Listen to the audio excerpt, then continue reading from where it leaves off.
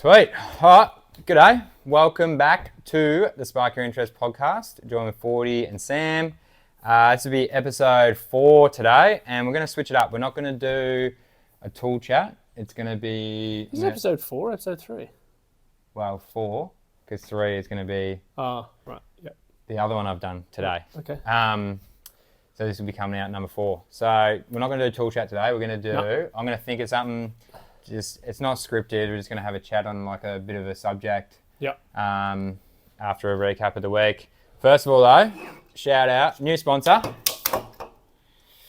We're being healthy this week. These are good, actually. Non-alcoholic, the days, spritzers, balanced mind, and good times. So this flavour, what's this one? It's kind of like a almost tastes like it's like the whiskey one. Whiskey one, yeah. So it's a ginger and whiskey functional spritz. So 0 alcohol, low calories, gluten-free, low sugar. Yeah, nice. That's a good alternative. Good. They're so good. They are good, I actually. love them. Yeah, there's a few flavours, so I'm sure we'll be getting away through them, but fuck, it's so good, They are good. They're good. All right, recap of the week. Recap of the week, yes. So my week was mostly at a renovation that we are doing in Alstonville for one of the builders that we work for regularly. A good rough-in, challenging parts because it had raked ceilings in separated parts of the house and drop ceiling in other parts of the house. Which made it a bit of a challenging one. A few changes along the way as well, but got it done in 3 days. Yeah. It's a pretty good run, good. Yeah. really. Good job. Pretty pleased with the outcome at the clients on Friday, which was good. Ran through a few things. Yeah, it was a good week. That was pretty much my week. And then I had beginning of the week in the office just sorting out some other things. And at another rough-in of ours, it's a bit more involved as well. So walking one of the boys through that, getting them set up and sorted for that to kick off again this week. Yeah, it was a busy week last week. We had a heap going on, which is rolling in. And then this is a long weekend, thus the casual attire. Yeah, Monday here for us. So public holiday today, and then it's a short week, so it's going to be a busy week. Yeah. Last week was chaos as well. It was just like trying to fit everything in, and then I was kind of just in the office, and then I ended up, we're busy when I'm on the tools, and I was on the tools Saturday. Yeah. Doing some track lighting, and I'll throw some footage up of that. So that was the shop fit outs I was talking about last week. So we ended up in there, just the painter pushed it out a day. So then they were moving in on Tuesday. So it was either we work Saturday or the public holiday. So I put my hand up to do that. Absolute nightmare with the scissor lift. Couldn't get it back on the trailer. It was fully charged. I know I was doing it, just kept dying. So I think we had that with the last one. I had to winch it on, the first time I used the winch on the car. Good thing he's got a winch. Was winching the scissor lift back onto the trailer. So at least I've used my winch now, so that was good. So that's when I know we're busy. If I'm working on a Saturday, we are flat out. And then other good news, we put some jobs in for some projects in for the Nika Awards. So we are finalists in 2 of those awards. So residential, best residential, and small commercial. Nice. So we've got 2. So we're going down to the event, which is on the 8th of September. In Sydney? So we'll go, in Sydney. Go down there for the awards night. Hopefully we win both. That'd be pretty epic. I'll put some photos up of those jobs. So the small commercial was, I think we put in 2. We put in Healthy North Coast that we did with Blaze Projects, which is a big office fit out, which was awesome, in Ballina. And then Bar Heather with Cadre Build in the new Johnson Street project in Byron Bay. So I think we put both of those in. I'm not sure which one has won it, but or like in the finals. And then the residential was Villarreal for Rod Sirinen. Oh, yeah. Which is probably one of the biggest jobs we've done. Residential-wise, that was huge, so that was awesome. That was another thing, yeah. So we went to the Nika night as well on Tuesday, didn't we? Yeah, so good. Nika came to Ballina and they put on a night with... the RSL. What was it? Healthy, WorkSafe? WorkSafe, and who else was it? All the safety places. Yeah, it was just basically... and Department of Fair Trading, New South Wales. So they were just having a chat. So I think they just came and had a chat to members and non-members, I think, could come as well. And it was just about what they're going to be cracking down on, which is in this area, unlicensed workers, so Yeah. apprentices on site without any tradies. Yeah. Um, There was a lot of talk around solar and solar, fall for and the heights big, as well. Wasn't and the there? big one was solar as well. There's so many people that just bang up solars with no edge protection on it, Yeah. and it's like And that's I a think big that's what thing, they were yeah. getting. That's where they were getting Yeah. from the stats that they're showing. That's where all their fines are sitting and where all their inspections Yeah, are sitting. 100%. That's So where so- most fines are, and then CCWs that Yeah. no one does. Yeah. We do, but I don't think many people do. No, it didn't sound like money Yeah, anyone was done. So that was So CC 87% or something. is like weren't doing them. 87% So of that's a lot of electricians people. that they audit don't do them. So that's the certificate they have to do at the end of every job, which we give to the customer or we launch with Essential Energy. Yeah, or Department of Fair Trade. and to them. Yeah. And that's one thing they're cracking down on. It's because it's a $500 fine per one that you don't Yeah. do. And then like speaking to other Sparkies, like man, these dudes don't even know what they are, or they don't No. even they're not even like have they don't. Or they have don't know no the processes, do they? I think that was or the at biggest least the thing as well. processes. So yeah, But I think it also shines some light on the fact that I think the potentially Department of Fair Trading have got to sharpen up their processes as well, talking about the fact that sometimes they could submit them and emails wouldn't work. So that was interesting also. so that was a good night. And then they kind of we had some food, some beers, and That was that good. was good. So I think that was we went with 5 of us. So it was good to get some insight into what they're going to be looking at because it is pretty chilled up here with inspectors and stuff. There's no one. They had a blitz last year, and I think we got pulled on one job where the builder had removed the board from the frame, a temp board, Oh yeah. because they tried to get an excavator down the side. They moved the temp board out and put it on a post, but there was kind of like not attached properly, and Yeah. we ended up we got a warning for it because it wasn't our fault. Obviously, we hadn't done it, but they went through. They're pretty onto that sort of stuff. So They I did a think- lot. They did a lot around all the new build Yeah, developments. they were that just going on through around new here. builds and just picking stuff, and that there's one thing they picked on the fire ceiling. I don't think anyone. It's a big thing that we Yeah. like is getting the boys to stand with the littlest things of like pole filler in boards, fire sealing all the holes in the switchboards. And I know, mate, any switchboard I go to that's been done has never been fire sealed, apart from No. like the ones we're doing. Yeah. Yeah. I we mean, definitely. Yeah, when you make go to sure other it's- houses, there's not. No, 100%. fire It's never ceiling been. and It's never been a stuff. thing. So that's something that they're definitely they're onto that as well. So yeah, it was good. No, it was. It was interesting. Yeah. So topics was for the week of a chat. I reckon, so instead of the tools this week, I want to bring up that something that could be interesting to other people and employers is going to be how to elevate yourself within a company to work up the ranks and stuff. So how do you just go from being a tradesman to a project manager, Yeah. then to maybe managing director or so on and so on, which is like what you're sort of working through now, Yeah. and a couple of the other guys. And I just wanted to bring that up of like, tips that you got for it, and then obviously some stuff that I look for or that I need. Well, I think it also gives you another route as an electrician, right? Like, I think there's a lot of focus given on as an electrician. You don't have to, if you can find a company and a good company that you want to continue working for, there's not the route to success. I don't believe isn't always for an electrician just to go right, do your apprenticeship, get qualified, obviously work for someone during that period, and then go straight out and start working on your own. Like that's not always, that isn't always the most suitable path for some people. Some people can't necessarily, afford to go down that path of like they need, like I do, like I've got a big family. I need things like paid holidays, paid sick leave. Like those are things that I need because they provide security for And me. you also they're don't have to have the stress of taking your job home with you, whereas I go home and my phone doesn't stop. Yeah. You know what I mean? So it's like find that balance of being a good parent as well, where it's like, just because you run your own business doesn't mean you're going to make No. And money. I worked for myself after I qualified in the UK. So when I qualified first time around in the UK, I worked for myself for a brief period, and honestly,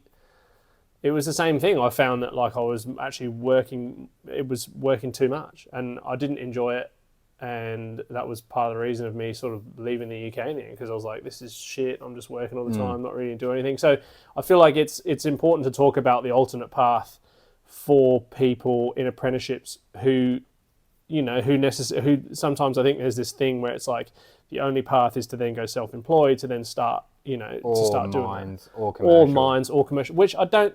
It's not like there are like you've still got to put in a lot of hard work. I feel like the work level is the same, but the outcome is that you, like, yes, you will end up having more responsibility within the company. So yes, your stress levels are still high, but at the end of the day, the butt doesn't always stop with you. Not saying that that's where you want to be, but I feel like you can gain yourself sometimes more security by working for someone else, especially if it's in a company like I am. It's a company that you enjoy working for, have always enjoyed working for. You work with a good team of people, and therefore, yeah, I feel like that's just another option that you can put yourself down and not get bogged down in the path of, okay, right, I'm qualified now. I'm now going to go out and be self-employed, because I think as well, there's a lot of stuff around people thinking that it's going to be easy. I think there's two types of people that want to go work for themselves. There's people that want money and they think working for themselves is instant money, and there's people that want to cruise and they think working for themselves means they can take days off whenever they want. That's fine, but they don't work together. You can't cruise and make money, and you can't make money and cruise. No, So there's two options you go. My option was always, it's not driven by money, it was driven by, one was creating a business that I would want to work for and something that my friends could come and work for. And then obviously being able to provide for my family. I wanted to buy a house. I wanted to be able to have a nice car. And, I don't need $1 million in the bank, but I like doing my business that way. It was my idea. And if I was working for peanuts for someone locally in the area and I wanted more money and they wouldn't give me more money. So that was my choice. Instead of looking elsewhere, I probably could have looked around and maybe found something else for a bit more. But at that time, I think Sparky was on $30 an hour, and I was on that, and I wanted more. And it was like I was fighting to get to $40 an hour. Yeah. And it just wasn't happening. So I was like, well, I'm going to go work for myself, and if I have enough for 4 days a week, it's more than that anyway. So yeah. Yeah, and I feel like it definitely, again, I think it all boils down to being in the right company. I don't think it's necessarily. And obviously there's got to be the right there, culture. There's got to be the right culture in the company that you work for. But I feel like if you've got that nailed down, I think there's nothing to stop you from staying and. So I think, like, on our end as an employer, something that we look for is, I know people will employ someone out of nowhere, but what we like to do is we like to move people up. So someone might advertise, we need a project manager, and try and find someone that's done that before. Whereas what we like to do is move people up within the company, because it's you've got someone who already has a respect working for you anyway, and the respect of other workers, you'd hope. And then two is it's also a good for the people below to see that and go, fuck, this is not a stagnant role. I will one day be able to work up to being able to do the same thing. And that's what we do when we have the chats with everyone, and we pull people in for reviews every 6 months, and we say like, where do you see yourself? Like, do you see yourself growing with the business? Do you see yourself doing this? And then most people say like, I want to do what you're doing and I want to be able to be a project manager. And the way we're growing as a company isn't, I look at guys in the area that have ran their business for 15 years and they're the same size, and they're still on the tools. There might be 40 on the tools with 4 guys working for them or something. Whereas the way we're growing is we're pulling people up every time. We're growing each year, like going from no one in the office, now there's 6 people full time in the office, and it's being able to pull people up. So the way I look at it is, this business will keep growing that way. So I'll be able to keep moving people with it, and I want to keep pulling the people up as we go. Yeah. And then you move apprentices in, and then they fill the spots, and it's almost. Well, like you say as well, it also gives people something to aim towards rather than just becoming stagnant in what you're doing. Yeah. Yeah, because for me, I didn't always want to stay as a tradie. You always want to have some sort of understanding that, that you're going to move up and keep moving up. So then going back to what you were talking before in terms of like tips and things that I think can be helpful in sort of career progression within the same company. I think things like initiative's a big one. I think that's always a massive thing that people look for, is that just the ability to look for the next thing, to be able to be looking forward, on jobs on site, but then also in the job as a whole. and just being on top of your work, making sure that you're like everything's organized, I think is a huge thing, because obviously organization saves everyone money, saves everyone time. So that's a big thing for me, is being That's organized. the same thing as what we look for as well, is someone that not everyone's going to be able to do it. No. So like No. someone who's organized, and that comes down to the smallest thing of someone that if I go to site and I'm talking to someone and I tell them stuff that needs to be done and they just look at me and go, yep, yep, yep, I know that person's not organized. Whereas the person I'm doing it with, and they pull their diary out or their phone and they start writing those things down. And then I'm saying, all right, we got to do this, we got to do this, we got to do this. And they're going, yep, yep, yep. Just that little thing of writing that down is organisation. Yeah, and then 100%. that's the other person. And then you go back to the job and you go, oh, did you do that? And they go, oh, no, I forgot to do that. It's like, mate, you could have written it down. Yeah. That's I think that's a big thing. I think when you and that's definitely when you simple. see people just going, oh no, I remembered all that in your head. You're like, there's no way that you've remembered all that. Yeah.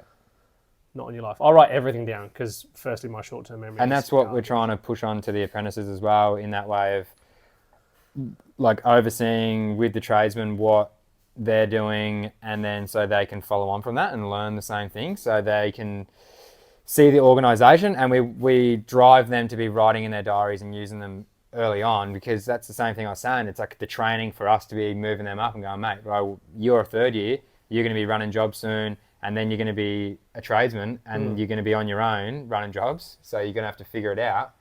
And like, we're still obviously there in support, but you want to have that organisation on their end to be able to do it. Yeah, well, also they've got to start picking that stuff up sooner rather than later. There's no point in, as I said, that you can't go through your apprenticeship the whole time and then you come out at the end of it at the back and go, right, now you're a tradesman, so now you take on all this. Like, you've got to be building up to that, and you've got to be continuously doing that. Otherwise, it's something that you're not used to, and you're just thrown straight into the deep end, and then that's when people start to.